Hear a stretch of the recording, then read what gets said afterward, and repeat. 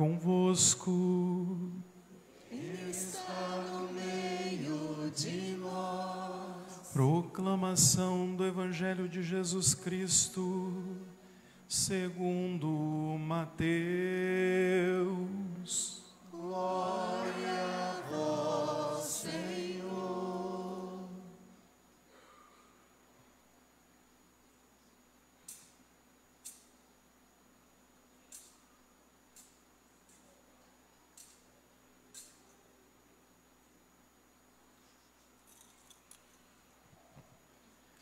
Naquele tempo, os 11 discípulos foram para a Galileia, ao monte que Jesus lhes tinha indicado. Quando viram Jesus, prostraram-se diante dele. Ainda assim, alguns duvidaram. Então Jesus aproximou-se e falou: Toda a autoridade me foi dada no céu e sobre a terra. Portanto, ide e fazei discípulos meus todos os povos, batizando-os em nome do Pai, do Filho e do Espírito Santo, e ensinando-os a observar tudo o que vos ordenei. Eis que eu estarei convosco todos os dias, até o fim do mundo. Palavra da salvação.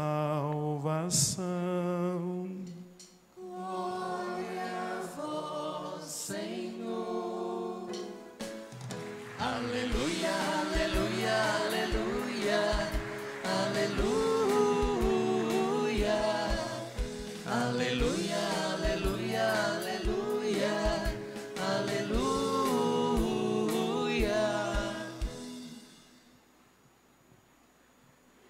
Caríssimos irmãos e irmãs, chegamos ao ponto alto das celebrações pascais. Celebramos hoje a solenidade da Ascensão do Senhor. Passados 40 dias, ele é elevado ao céu e, sentado à direita do Pai, há de governar o mundo, o reino de Deus, a partir de um projeto de misericórdia, de salvação, de compaixão da humanidade. Vejam que 40 dias, para nós, tem um sentido muito profundo. Significa purificação, significa passagem, significa renovação da fé.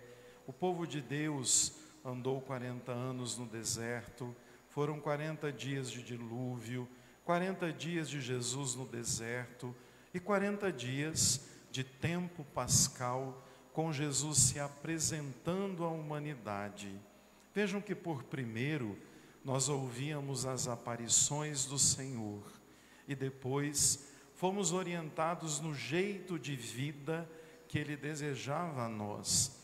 Jeito de vida marcado pelo mandamento do amor, marcado pela consciência de que Ele é o caminho, a verdade e a vida. Por isso então, agora, passados 40 dias, Jesus volta ao Pai. Um retorno que, na verdade, não é para deixar a humanidade sozinha, e menos ainda para experimentarmos a ausência de Deus, mas um retorno que tem uma marca profunda de governo da humanidade, nos defendendo. Isso é interessante. Ele é o primeiro paráclito, ele é o primeiro defensor, ele é o primeiro advogado. Subindo então ao Pai, Jesus inaugura um novo tempo. Tempo este em que a gente percebe de forma muito profunda que teremos esse defensor a olhar por nós. E aí, quando Jesus é elevado ao céu, ele inaugura também o tempo em que a humanidade é predestinada a essa experiência. Jesus subindo ao céu, ele nos mostra e nos apresenta que nós também subiremos com ele. Por isso ele dizia: eu volto ao Pai, e vou lhes preparar um lugar.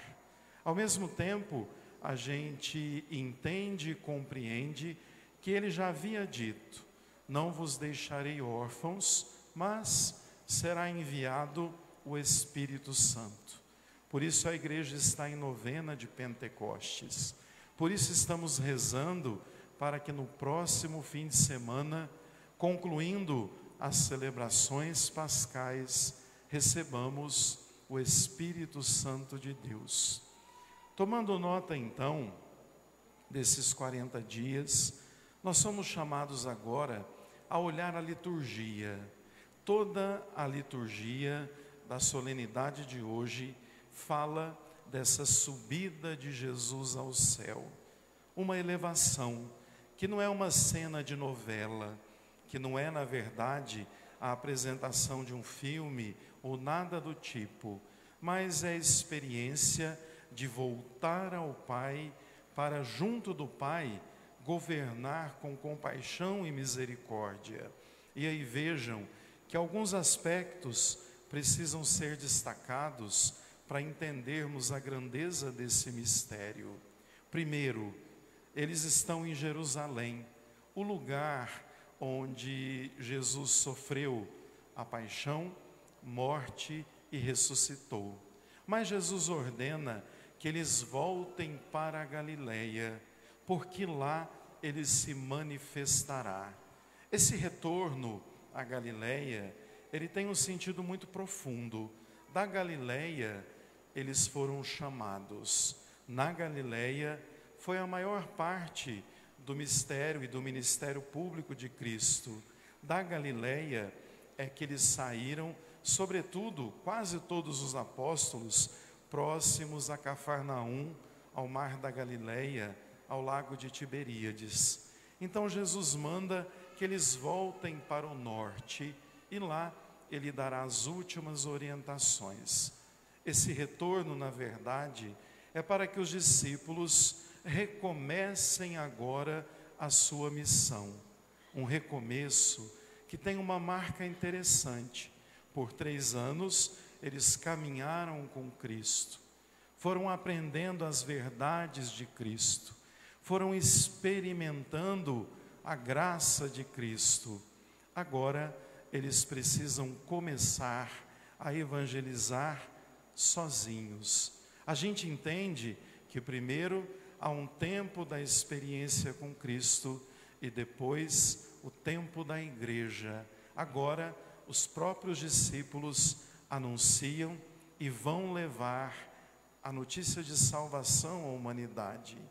Chegando na Galileia, Jesus então dirige aos discípulos as últimas palavras, conforme o evangelista Mateus.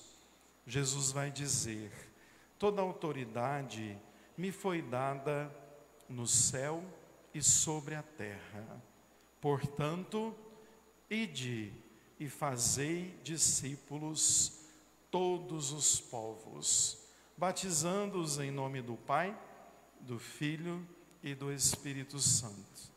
Jesus volta ao Pai, no entanto, nos deixa a missão de formar discípulo, de aproximar as pessoas de Deus, de ajudar o outro no processo de conversão, de levar a todos a identificarem-se com Ele. E vejam, os discípulos fizeram isso muito bem, porque senão não chegaria até nós as grandes verdades da fé. Aí fica-nos muito evidente que por mais de 2000 anos, de geração em geração, fomos cumprindo a missão, ouvindo essa ordem. E qual é a ordem de Jesus? Vejam e observem tudo o que eu vos ordenei. Ame o outro como a mim, viva a partir da humildade, estenda a mão, seja servo e servo por amor. Então, formar um discípulo, discípulo quer dizer seguidor, é ensiná-lo a viver os mesmos passos e o caminho de Cristo. E isso é o que Jesus ordena e orienta. Vá, anunciem, evangelizem, convertam as pessoas para a experiência com Deus. No entanto, eu estarei com vocês até o fim dos tempos. E de fato está. Jesus está conosco na Eucaristia, Jesus está conosco na palavra, Jesus está conosco nos atos de caridade e mais ainda, quando a gente entende que o envio do Espírito Santo plenifica a Trindade, Deus continua a caminhar conosco, gerando a transformação, a conversão, a metanoia necessária para chegarmos ao céu. Com a ascensão, entendemos que o nosso lugar é o céu. Só que para isso, precisamos viver a partir dos sentimentos de Cristo e evangelizar. Anunciar ao mundo que a experiência com Deus, de fato, deu sentido à vida de cada um de nós. Louvado seja o nosso Senhor Jesus Cristo. Para sempre seja louvado.